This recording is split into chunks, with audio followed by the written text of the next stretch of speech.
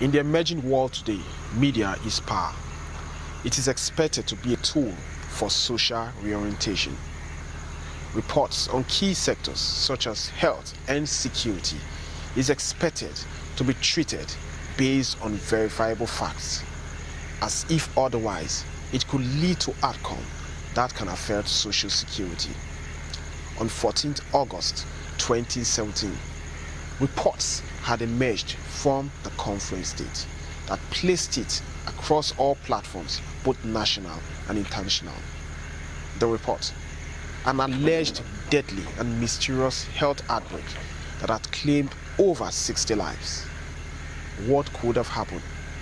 Was this a case of people who have been isolated from the society they belonged? How come nobody was able to point to the graves the victims were buried? What about calling the attention of the relevant authorities from the grassroots to the state government level? In this special report you're about to see, one is forced to ask, Kogi mysterious deaths, a conspiracy theory. I am Osa Omo Osa.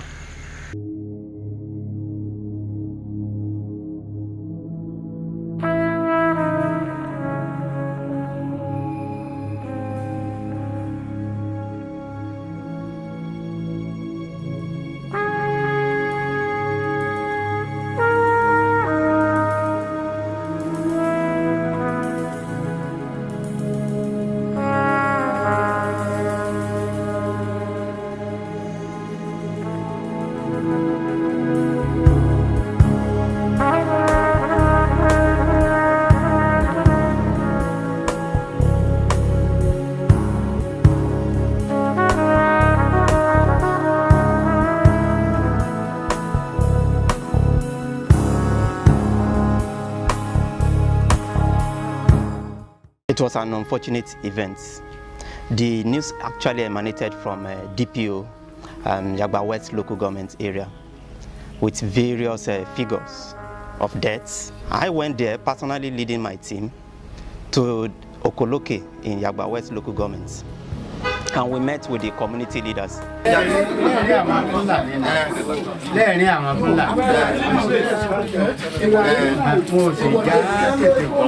said when it happened, they didn't allow them to hear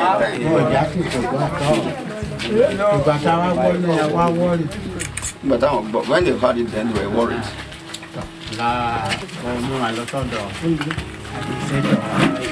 They took them to the administrator, the local government administrator. And the local government administrator. I want to tell you about no she about the like we lost the administrator. I want to complain, but complain. Local government administrator. He said the next thing is to ask some of the relations to go to the local government administrator. Tell you, woman, so initially it was the children, they were dying. So when got to wire, both adults and children were dying. Artistic, you have any question? I need the help of the administrator. After much dialogue, he invited the Fulani leader. So we were asking how came about the illness, what are the signs and symptoms, how many people have partially died. They say they have died in MS, and that they still have greater number of them that were sick. How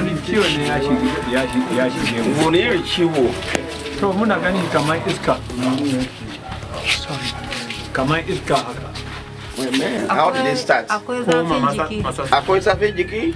Akwai ciwon kai. Ciwon kai? Akwai zawo. Zawo. Akwai amai. Akwai amai. Da me kuma? Sannan akwai wani abu yana can jinin mutum. So eja wa gbe. In an sa jini nan da nan zai karba, kuma nan da nan za a sa wani leda kuma zai karba.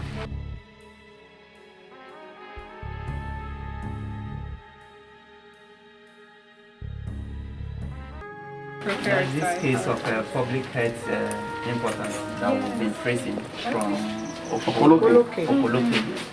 So we were told that we have some of those patients here. We had a patient last week who did not survive.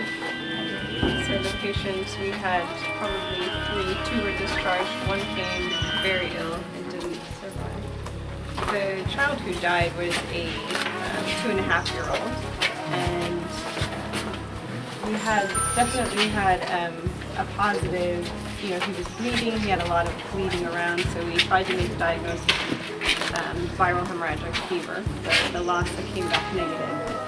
So that was reassuring on one hand, but also a little concerning just because we didn't know exactly what was happening. So honestly, the child was here for less than 12 hours. So we didn't have we had a differential, but we never came to a definitive diagnosis. Those ones that didn't die, what were the symptoms they presented with? Yeah, we had 2 different ones. One presented with also a febrile illness, but there was no bleeding component. An adult? 2 adults. Both of them tested positive for malaria. They were treated for malaria. We isolated them just in case they were from the same village, but they seemed to be without hemorrhagic symptoms, so they improved, so we let them go. The first thing we did was to immediately evacuate those who were showing signs of diseases from the community. About 43 patients were evacuated and transferred immediately to Kogi State Specialist Hospital, Lokoja. And the doctors immediately reacted, and they isolated those of them that needed their hospitalization. And 6 of them were found very sick, while the remaining patients were treated and discharged on outpatient basis. The 6 of them that were admitted were treated 3 for malaria and the rest 3 from gastroenteritis. Gastroenteritis is inflammation of the mucous lining of the stomach and that of the intestine. So when there is infection, maybe because of poor water or because of poor handling of food or because food is because of the poor environment, there could be infection.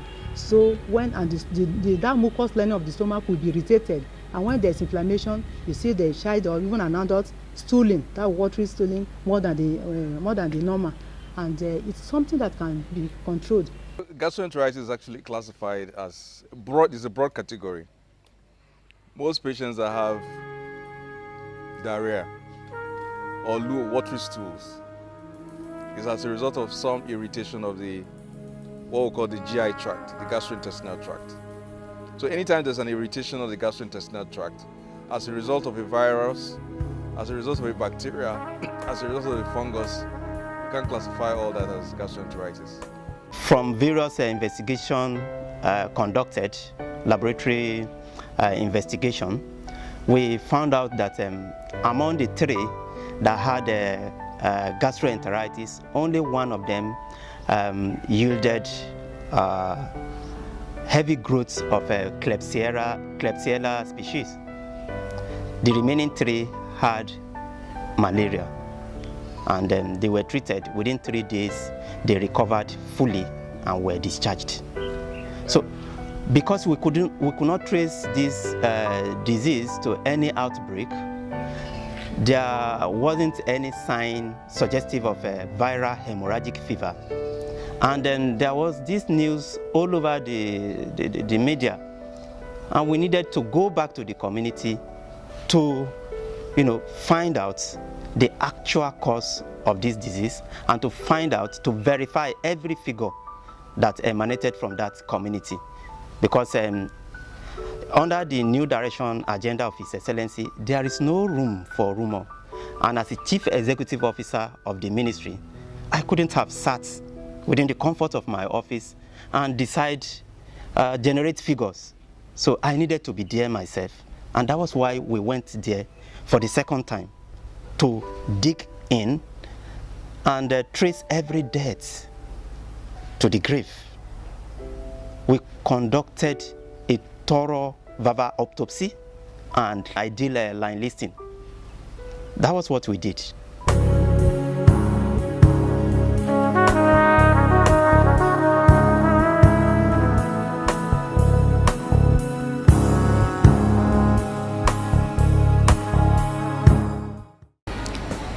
Incidentally, the governor of the state had actually planned to go to Yagba West that particular day, but because of some pressing national issues, the area commissioner and the rapid response team had to move to Kogi West, and then to carry out an assessment house to house of those far-flung communities, since the last time we told them was just to move their patients down.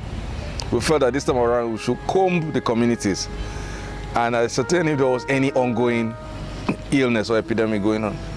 So as we are approaching the palace, somebody just presented a list, physical sheet, and said, you people don't have to go to the forest again. We have collected their numbers, and we have as many people that have died. In fact, the paper reads, I have the paper with me, the paper reads the list of the dead people. So we saw family by family, they just say household, name of household, they will itemize 5, 6, 10, just like that. Then we said, this is not what we've come for. We have come for a mission. The mission is that we are going to the forest. We want to see them, we want to identify this list they are giving to us. So we're not spending time here again, we're going straight to the village. Which village? The bush. There's the village. Why you not here?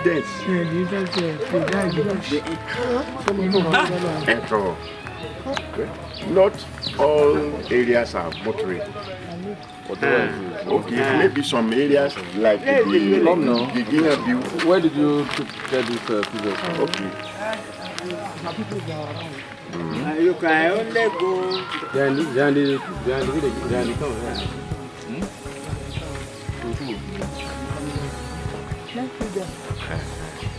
family of the deceased. No, we want to see them in their houses. We're going to their houses. Not all of them. No problem. As many as we can. We're discouraged to an extent that they said the forest is not reachable. It's a hard to reach area. Motor cannot enter. We said anywhere we get to, and the vehicle cannot longer go further, we trek. And that was it. Then the community members followed us. We told the Fulanis through an interpreter that they should all go back to their rugas. We are coming, that they should go and wait for us there. We are not identifying anybody in the Oba's premises.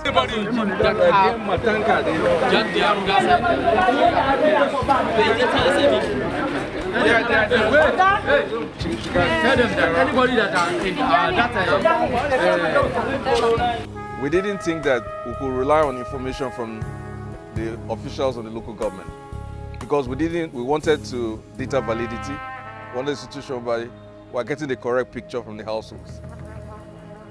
So we collapsed ourselves into one team. I was now heading that team, and we went from one settlement to the other.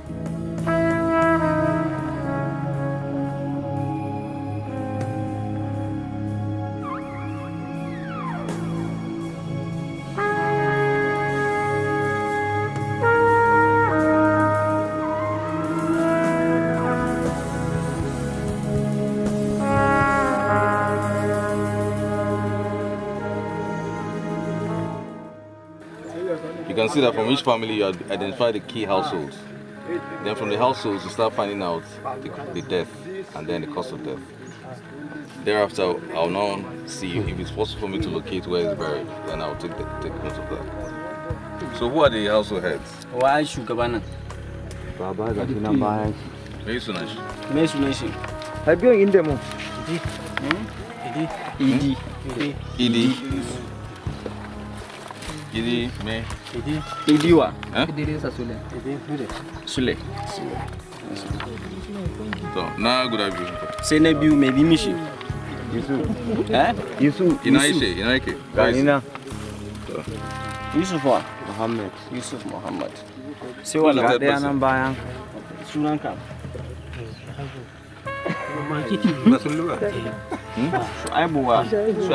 Okay, please. In his own house. Did he lose anybody? No, recently in the last Okay, his grandchildren. The wife of one of his son and his grandchildren. When did they get scared? Na farkon ko na biyun ko na ukun. Okay, the first person. The wife of the first person. and his grandson. Abubakar's wife. Abubakar's wife, yes, sir. And his grandson now? And his... Okay. The mother of this little boy. Yeah? The mother of this little one.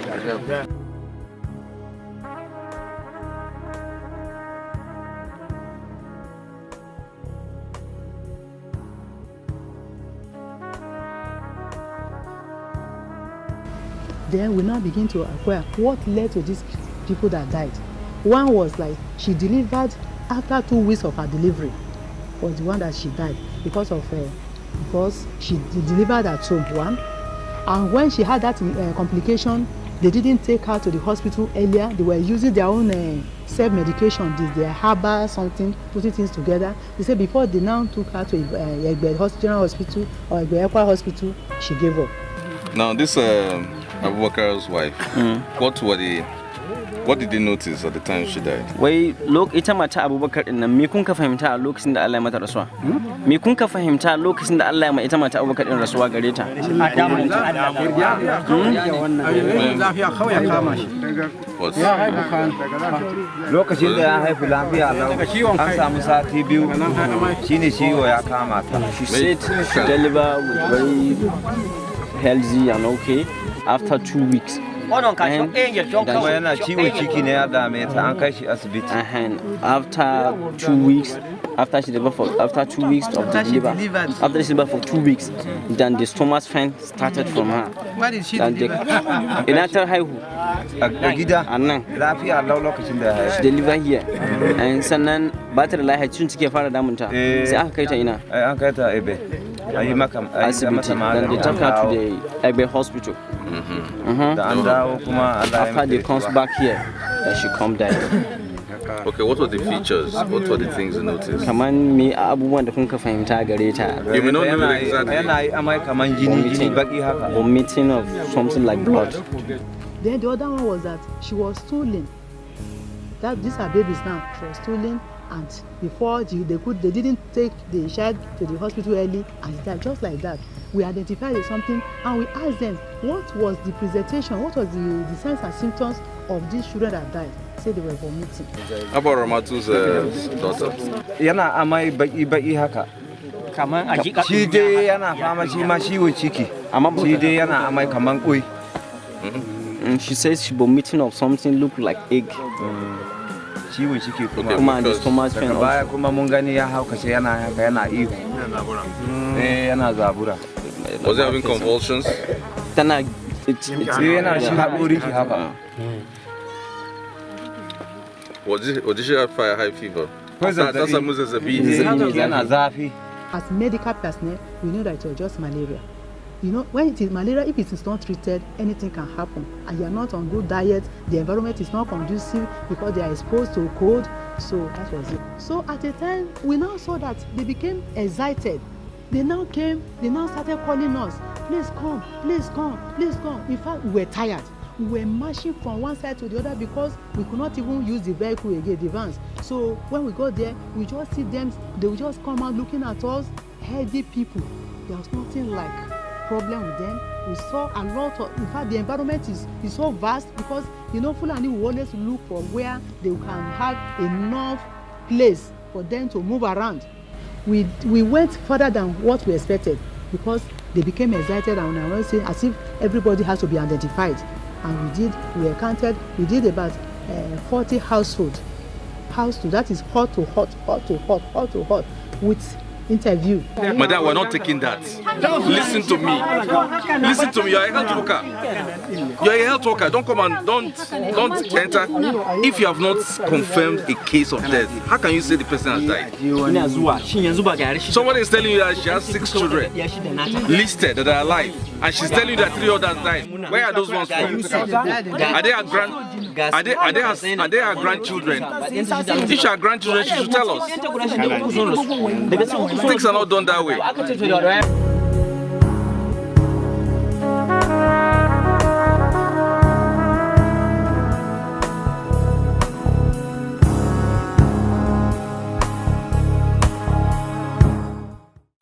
In total, we visited 6 settlements and interviewed 40 households. And in those 40 households, we picked out 28 children. And out of the 228 children, it was recorded that 19 of them had died between the months of July and August. And in all those houses we went to, we specifically inquired about the symptoms of viral hemorrhagic fever. And none of those houses gave us any of the classical features of viral hemorrhagic fever. From the verbal autopsy and line listing, we were only able to confirm 19 deaths in all the 6 villages in Okoloke and its environ. 19 deaths. 14 of them adults. Among these, 9 of them were male, 5 female, 5 children, 2 male and 3 female children. It's so pathetic that people that are supposed to work with us, they were not telling us that that place is far. Oh. In fact, motor cannot reach there. Oh. Hey, have you shattered the machine? Let them hire machine. Oh. It is motorcycle that can reach there. Oh. In fact, there is a big river that separates the community from that separate the Okoloke from the Isolesa. We say we are going. We are used to it. We can reach there. My brother, it didn't take us 10 minutes. We got to the next village. That is Isolesa. We got to the traditional ruler's palace. The main reason why we're here is that we got a report in Lokoja from the DPO of Egbe saying that there were multiple deaths in tens, 20, 40, 60 people. Exactly.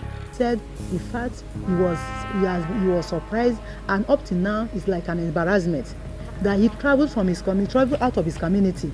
That people keep on calling him, even from US.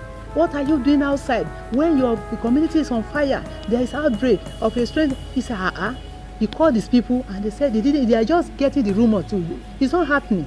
So eventually, when he now came, he assembled the Fulani community. What is it that is wrong? Nothing.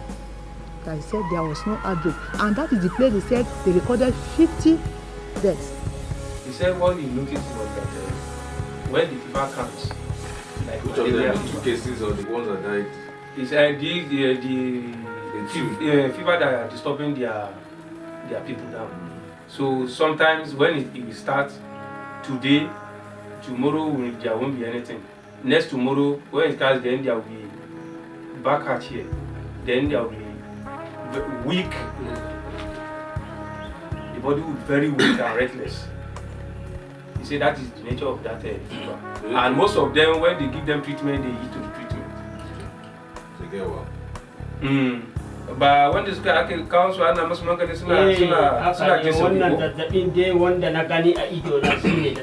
so the man in question that claimed to be the Seriki of Fulani, that is Alaji Bontu, was at large. He told us he was in Egbe. We waited and waited and waited. While we are waiting, we said, okay, let us just get to the border. We drove to the border. That was the time the WHO man came to us. We drove to the border, we got to the border, but we didn't see the river. Neither did we see any place that was that was hard to reach.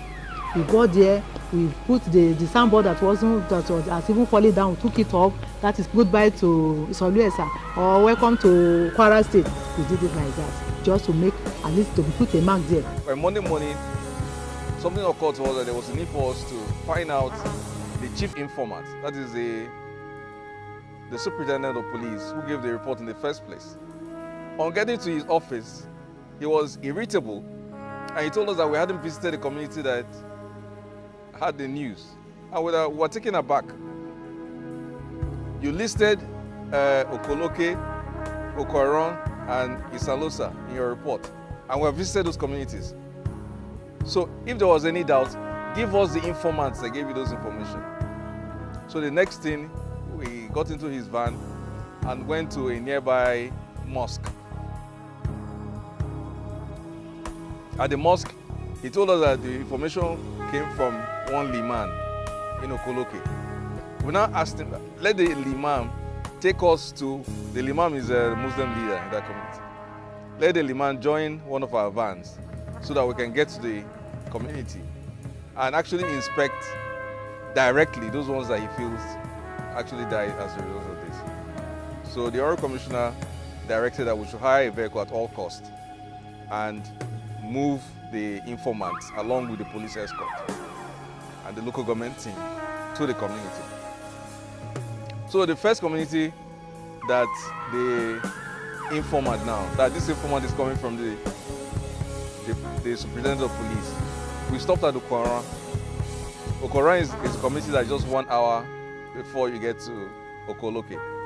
So when we got to Okora, we met the community leader there, one Alhaji Ali. Ali took us to the burial ground in Okora. At the burial ground, he showed us the bodies of the graves of 4 people that have been brought there that they said were in hospital. They fell sick and died. So we now asked about the symptoms, if there were any symptoms of viral hemorrhagic fever. There was none. So we flinched from there. Having identified those 4 graves, we now proceeded to Okoloke.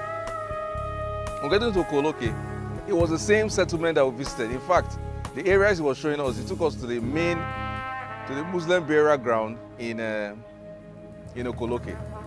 The burial ground was given to them 5 years ago, and the total number of bodies or graves that were there was less than 25. And he indicated the ones that came between the months of July and August, and it was barely 12. So if add 12 to 4, it's about 16, which comes close to the figure that we got in our initial assessment in Okoloke. So we didn't find that there was any additional information.